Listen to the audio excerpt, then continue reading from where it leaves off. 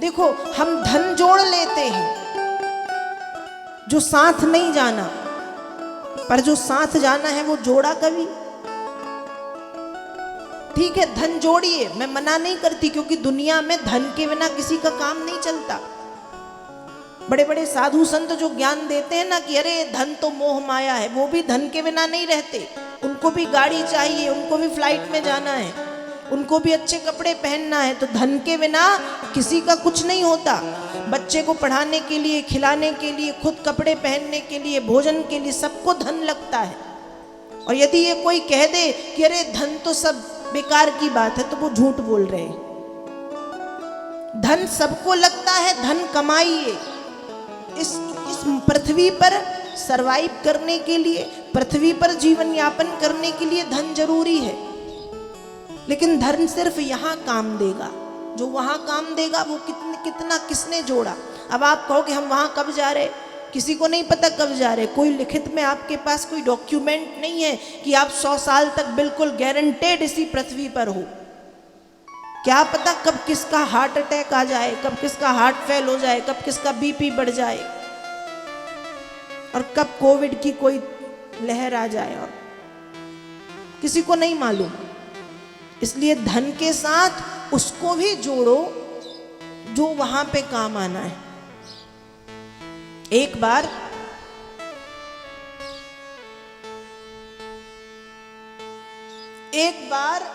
किसी राजा ने मंत्री पद के लिए चुनाव रखा कि मुझे मंत्री चाहिए, मंत्री चुनने हैं।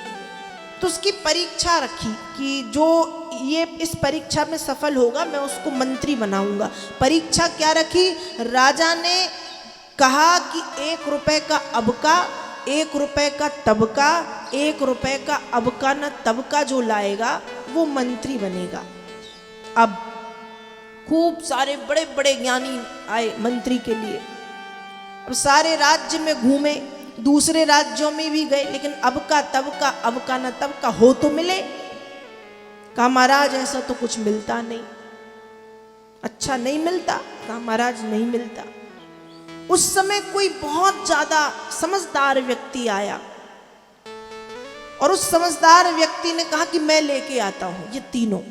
3 रुपए ले लिए उसने, 1 रुपए का अबका, 1 रुपए का तबका, 1 रुपए का अबका ना तबका।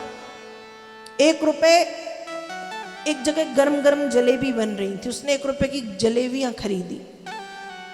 एक जगह एक वैश्या नाच रही थी, 1 रुपए उसने उस वैश्या के यहाँ फेंक दिया, और 1 रुपए उसने मंदिर की दान पेटी में डाल दिए।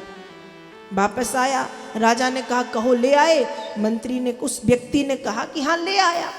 बताओ कहाँ है? कहा ये रहा अबका, 1 रुपए की जो जलेबी लाया था गरम गरम, ये अबका है। अबका मतलब अभी खा लो, वर्तमान में सुख मिलेगा, स्वाद मिलेगा, पेट को शांति मिलेगी, संतुष्टि मिल जाएगी, ये अबका है, सार्थक। तबका कहाँ है? कहा मंदिर की दान पेटी में।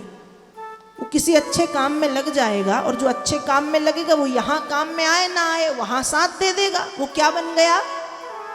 तबका।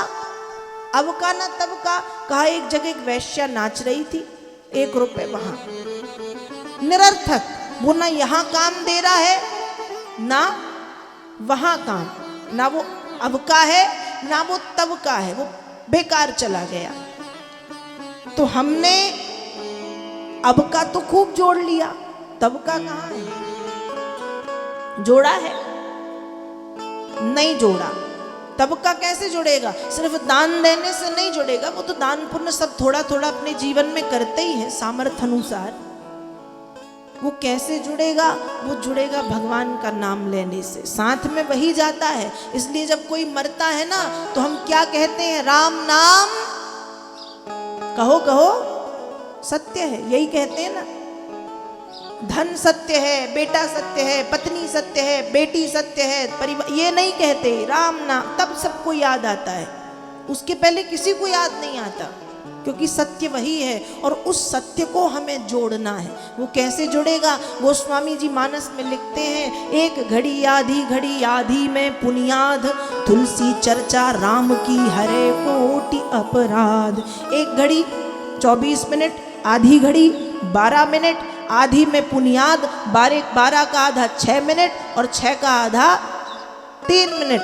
कम से कम व्यक्ति को प्रतिदिन 3 मिनट तो भजन करना चाहिए। और यदि आप 3 मिनट भी 100 किलो के शरीर में 3 मिनट भी प्रतिदिन भजन नहीं कर पा रहे तो चुल्लू भर पानी में डूब के मर जाओ, तुम्हारे जीवन का कोई सार नहीं। 3 मिनट तो कम से कम भजन करना ही चाहिए। और उसमें मेरा कोई फायदा नहीं है, या जो कथा सुन रहे हैं उनका कोई फायदा नहीं, जो भजन करेगा उसका फायदा है। जो 3 मिनट भजन करेगा, भजन व्यक्ति के चारों तरफ एक रक्षा कवच बना देता है, और वो रक्षा कवच फिर बड़ी बड़ी विपत्तियों में उसको निकाल करके ले जाता है। इसलिए भजन करते रहना चाहिए।